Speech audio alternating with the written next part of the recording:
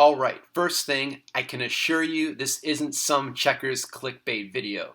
I'm actually really excited to show you all a famous game and a legendary finish between two great players from the past century, James Moir and world champion James Ferrie. And it's true, James Ferrie only had two pieces remaining to Moir's five, and two of those five were kings. And yet, James Ferrie still won this game with white. So, how did we get here? Let's find out. Okay, so let's see how that happened.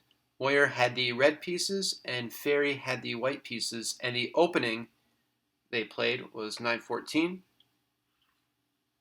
24-19, 5-9, 28-24. So a mirror position at this point, completely symmetrical.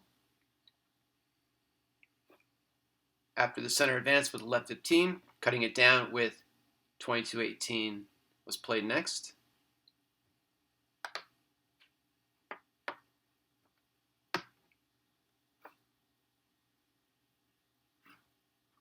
Now, in this position, 11-16 was played.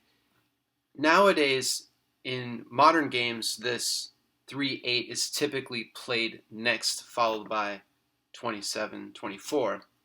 But this 11-16 was played. It probably isn't losing just yet, but it is a weak move. And you can see that by red's elimination of the apex piece on 7. Ferrie goes 18-15 next. And now 4-8 is probably the best way to draw. It looks a little unnatural because you have this 2 for 2, but it can draw. This 3-7, though, is probably the loser and is what was played in this game. And the way to counter that is to go into the 11 square.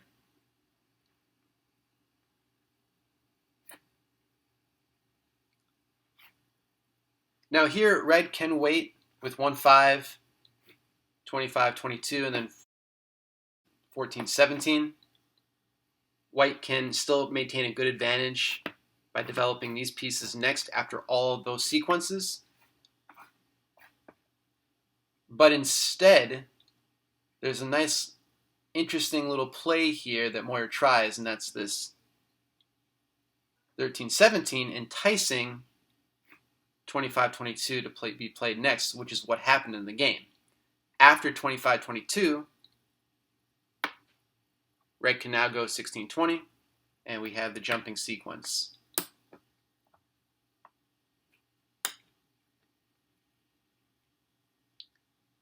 White is going to start attacking the piece on 14 here. Red is going to develop out of the single corner. And instead of attacking with 22-18 first, white is going to develop a tempo with 30-25. Now 22-18, forcing the 1-5 reply.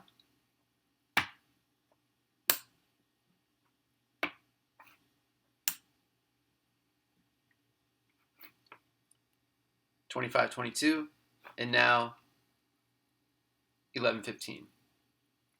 Instead of backing up the piece with 32-28, this is a really good instructional position to become very familiar with, because white can actually wait and allow this capture to take place with 22-17. Yes, red is going to go up a piece temporarily, but as you can see, because the piece on 1 is gone, white can now deploy this 2 for 2.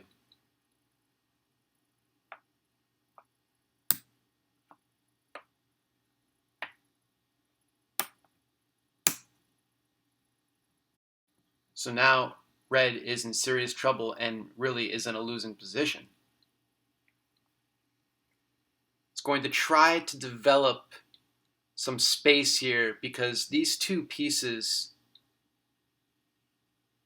as white's back row foundation, is going to be detrimental for red. So it's going to try to disrupt that by playing 12-16 next, and then white is just going to go and try to get a king. After 16-19, this is another really good instructional piece. When you have three pieces like this positioned, and you have the two white foundational pieces here, it's actually best to pin red, because now you have these two white pieces pinning these three red pieces. Red cannot do anything here. These three pieces are trapped. So in these types of positions in your games, when you see something like this, it's best to pin. So moving one of the two back row pieces, which may seem counterintuitive, but in this case, it is actually best.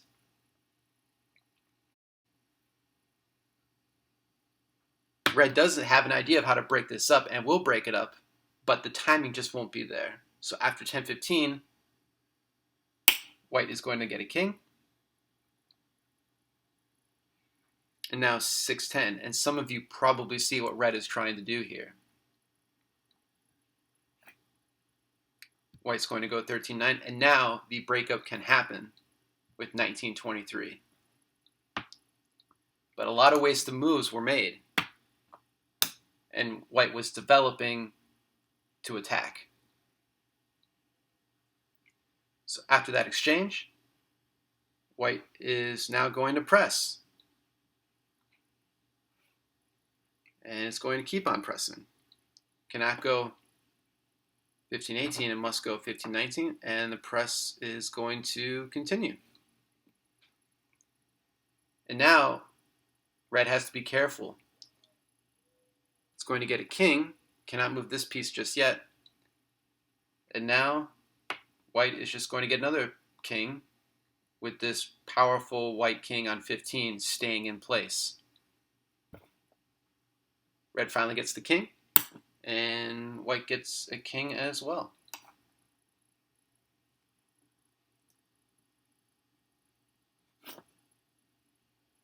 Red is going to cement a piece on here to try to get another king. And white is going to advance this piece now. So with the red king here, this red piece is now going to try to get a king. White presses. And now we have another red king. But here is the coup de grace. Here is where Ferrie executed this phenomenal endgame finish into a beautiful and brutal smother to win the game. And he did that by pitching his king here and allowing the piece to capture both white's pieces. And now the white king sacrificing. And then Ferrie played 17-13. Red is completely out of playable moves. And white is going to win the game. Absolutely phenomenal, brutal finish for James Ferrie. And a wonderful theme and idea that if you can recognize this in your games, where the kings can end up trapping themselves with their own regular pieces, just another wonderful tactic to explore in this great game. I appreciate Rob Taylor sending in this next game that was played on the turn-based checkers website, It's Your Turn. Rob is returning to checker playing after taking many years off, and this was only his 6th game on that website. He had the red pieces and his opponent had the whites, and Rob opened with 11-15, Old Faithful, the best theoretical way to start the game in unrestricted play. His opponent countered with 24-19, the second double corner. It's a good opening.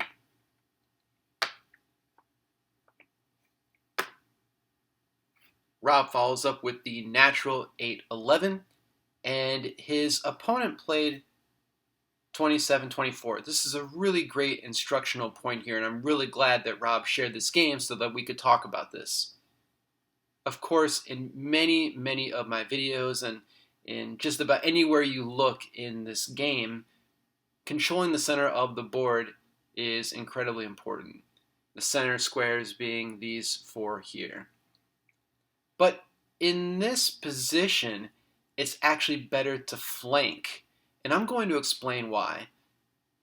The natural 11-15 move is good, but this 11-16 move, this flanking attack, is better. Well, why is that? Well, because of this 27-24, White has now opened up a bit of a hole in its game. It must do something about this 11-16 right now, because if it doesn't,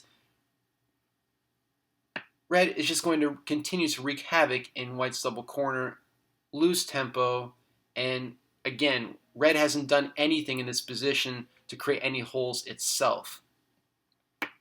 So if White does something like 24-20, Red is going to go 3-8 and just continue to disrupt White's double corner.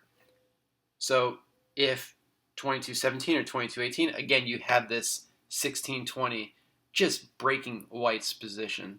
So I really appreciate Rob showing us this game because, again, it proves that sometimes the flank attack is best as opposed to going to the center. So hopefully that explains more of flank versus center. But I'm hoping to show more and more examples of why flank attacks are sometimes better than center attacks. But instead of either 11-15 or 11-16, Rob plays, again, advancing towards the center, he plays this 10-15. Now, generally, it is not good to create an exchange this early in the game while disrupting your core center of the board. After the exchange, Rob does go toward the center with 6-15. His opponent immediately tries to attack with 23-19. It's probably best. And then Rob shores it up with 7-10. His opponent then played 22-18. And instead of the center advanced capture, we have the side capture. Rob immediately attacks the vulnerable piece here, forcing either 31-26 or maybe his opponent will go 17-13, do some disrupting of their own. But shoring up with 31-26, allowing the capture.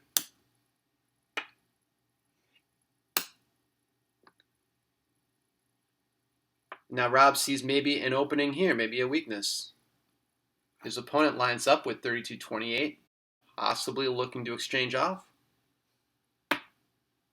Rob sees the further opening here with the piece now gone on 32, but his opponent eliminates the threat with 25-22. And Rob, seeing the 2 for 2 here, decides to shore that up with 1-6, protecting that. His opponent breaks.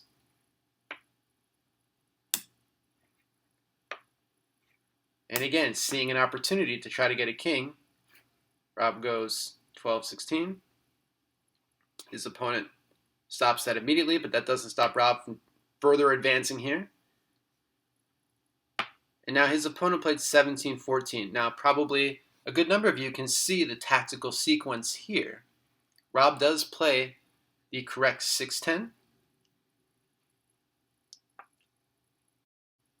And then instead of this jump re to 10, Rob actually has this wonderful triple jump which can win the game. So there were a lot of great instructional points there. Rob, I really appreciate you sending in this game, and I would encourage others to do so as well so that we can all learn together. To see more games from James Ferrie, be sure to check out Bob Newell's Checker Maven, as Jim Loy published a book covering a number of the World Champions games. What's interesting is the run-up from that book is slightly different from Willie Ryan's version, which is what I showed you all today. Which one is correct, we may never know, but the theme and the idea is still applicable regardless. There's a link in the description to Bob Newell's website, and again, I highly recommend you all check it out. Thanks, as always, for watching.